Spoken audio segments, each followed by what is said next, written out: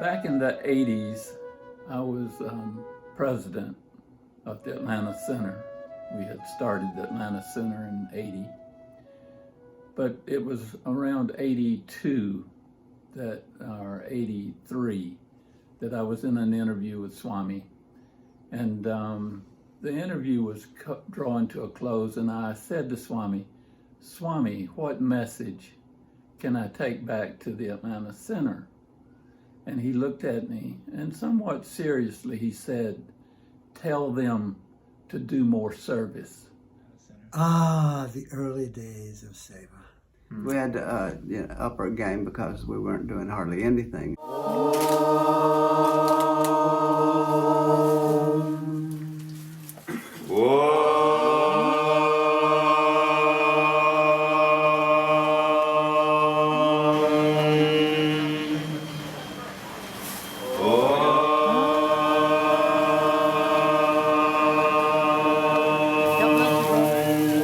Take care of yourself.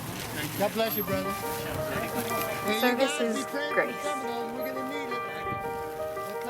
It helps you see outside of yourself.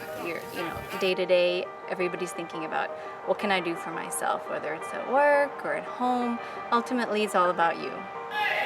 The more you go out and interact with people who you think otherwise are so different from you, you start to realize that there isn't really much of a difference. It's usually a circumstance.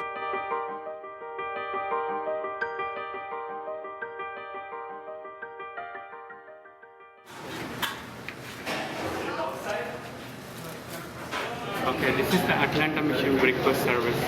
We'll come here at like 5:30 and we'll start cooking. We'll do the egg scramble, we'll bake the heated hot, and we'll start serving the breakfast at 6:30.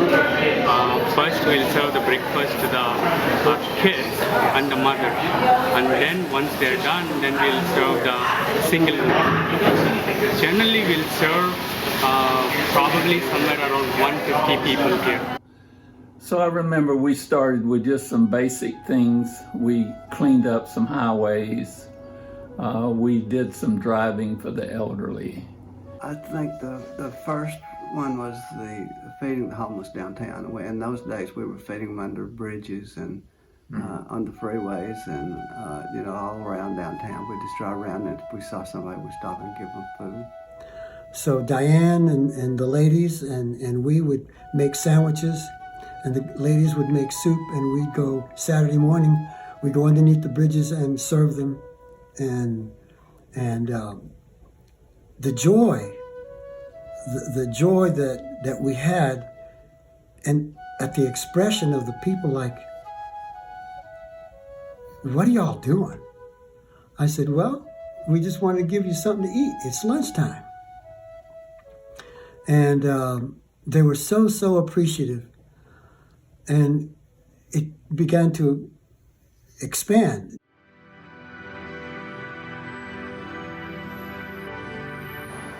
In Atlanta, we do a lot of services. We're cooking breakfast at Atlanta Day Shelter. It's almost all like 15-20 years.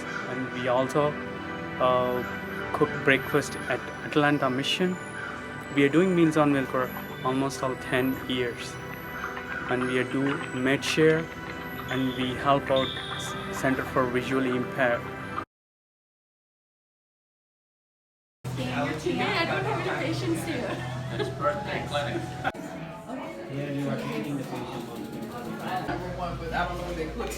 Sairam, this is Dr. Kamani. I'm one of the pediatric hematologist oncologists here at Grace Village. Dr. Saila.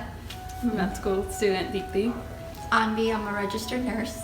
It's a real blessing to be here. We feel like we are loving people the way that God told us to love us and love our neighbors. We had a great opportunity to work with the wonderful patients that came through our clinic. It was amazing to see how we're able to serve our community with our different expertise and experiences that we bring together as a team. We're looking forward to be able to continue to work with these wonderful folks and hope that we can make an impact for these patients. We come here every third Saturday of the month. Okay. And so it's like usually 10, 15 people. seen of us? I mean, the best thing is you get to meet with a very good set of people, and it's early in the morning, and all that you do is serve good food. And I think that's the best form of service that we can do. So, I remember the first day that we went, we had this huge group of people to feed, and we ran out of sandwiches, and we were all so happy that the people were so grateful and so thankful that we were giving them food. Mm-hmm. And it was so touching that a couple of people that I was talking to, we all cried. Mm-hmm. And we went to get more bread and made more sandwiches and brought them back. Week after week after week, we started doing more and more Seva. Okay, we'll How are you feeling, Charlie? Okay, now everybody got a station? Huh? Who is here? Whoever wants to be. Who is here? Okay, I can go. Okay, go there. Giri will put it in the car. We're doing Narayan Seva, feeding the homeless, and our little bit of food is not going to save their lives or anything, but it does give them hope. When we give food, actually we are not just giving some material. See, the intention makes a big difference there. We give it with so much of love, and when they eat or when they take it, they're getting so much of love. In that, they transform and they transfer the energy, they transfer the love. See, that's how we all make a difference.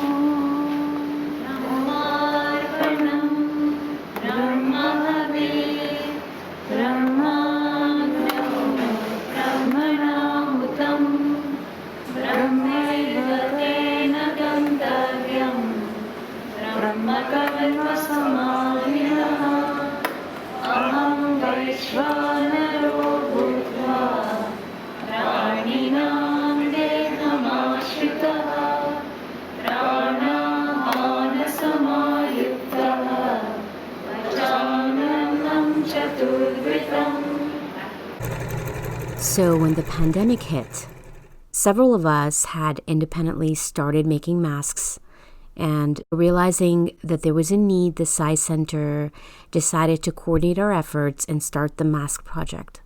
It was incredible to see the dedication of all the people that worked on this project. We shared tutorials and tips and resources and photos. It was so inspiring to see the piles and piles of masks that were being lovingly churned out. Shortly thereafter, I received a text message from another young adult here in Atlanta, and she was saying that together our Sai Center was putting together a mask Seva initiative. And this kind of rang true to me because each morning I would pray to Swami saying that I really wanted to be part of something and help out. And sure enough, he heard our prayers and brought a coalition of people together very quickly.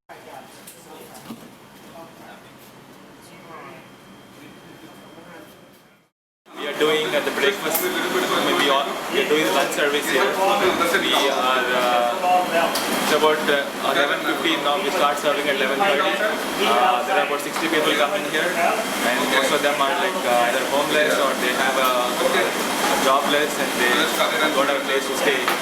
They come and stay in the daytime. I don't feel that I'm doing something for them, it's that I'm doing it for myself. One important thing I realized through this journey is that the last 1.5 years is, without sacrifice, service is useless. Before, if it was not Sathya Sai Baba's teachings, I have gone through the books, read and all that, I would have thought, I am doing it. There would have been a more, I will treat that, I don't know, you can term it, whatever it is, I will treat it as an ego in the head, would have thinking that, oh, I am giving food. Now that this Seva, whatever we do, it is changed, and I only sincerely I think it is the God, my Lord is using my hand. Everything He is providing, He is using this hand to transfer the food from my hand, through my hand to a receiving hand. And to me, if I make someone smile, that means that I've lit the lamp of love in their heart and Swami's there smiling back at me. Well, you know, it was very important that I found out from Swami that service can lead you to liberation. And he goes on to say that service is the primary means through which the heart is purified. And only with a purified heart can you know God.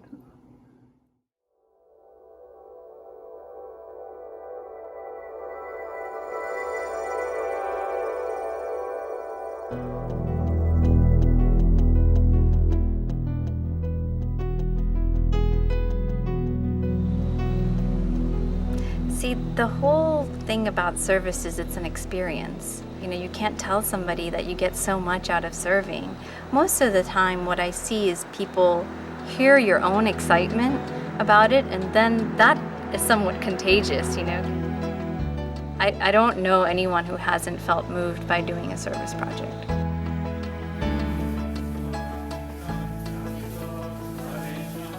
You go and you do something as an act of service. Over time, that develops into a love for service. Over time, that develops into just love and just giving, and you don't know what service really, you can't define it. And in all that involvement, you come closer to who you really are and learn that you are Swami.